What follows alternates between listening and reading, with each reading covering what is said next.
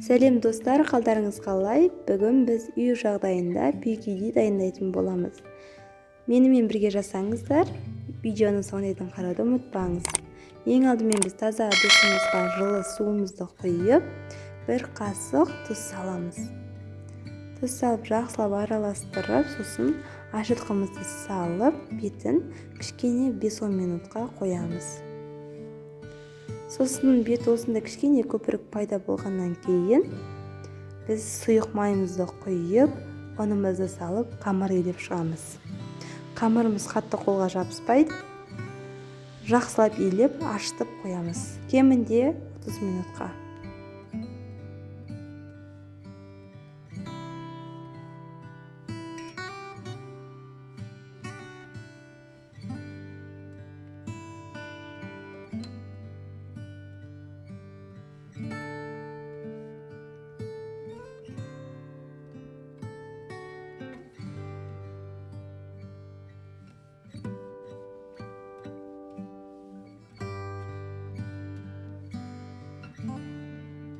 Сол орайда біз капуста және картошка пиязымызды ашып турап аламыз.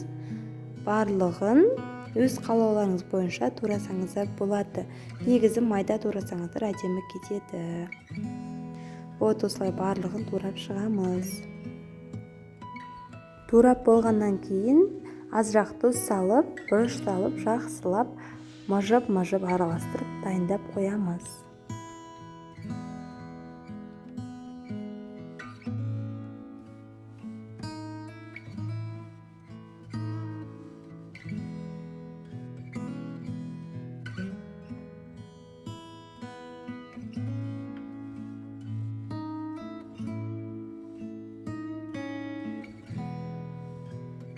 Достар, енді қамырымыз міне осылай көпсіп шықты. Осылай тақтайымызға ұнды сеуіп, қамырымызды кішкене зуалаға бөлдеп дайындап аламыз.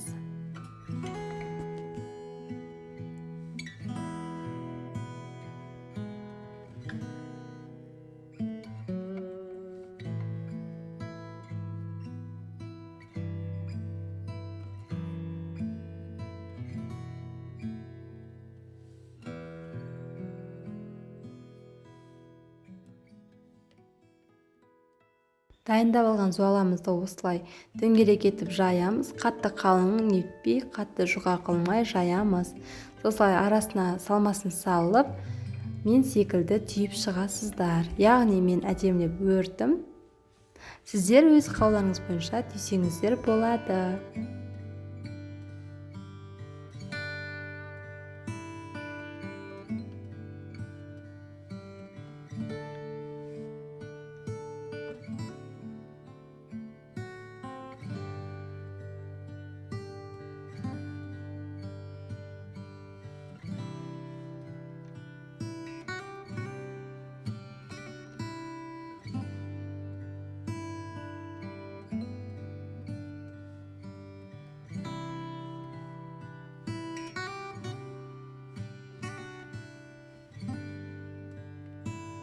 Мінекей достар, енді барлығын түйіп болдым.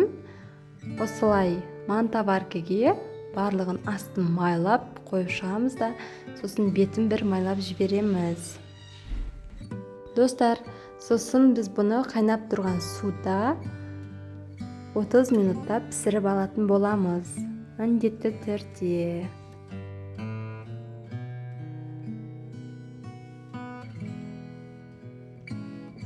Енді менің пигидилерім піскенше, мен сәбіз салатты дайындап қояйын. Қараңыздар, мен осылай 2 сәбізді алып, тюркадан өткізіп, қолдан сәбіз салат жасадым. Сіздерде жасасаңыздар болады. Негізі пигиди сәбіз салатпен өте керемет кетеді. Осылай жақсылап тюркадан өткізіп алдым барлығын. Сосын бетіне тұз себіп, дайын уксусымды құйдым. Сосын жақсылап қолмен мыжып, бетін жауып қойдым.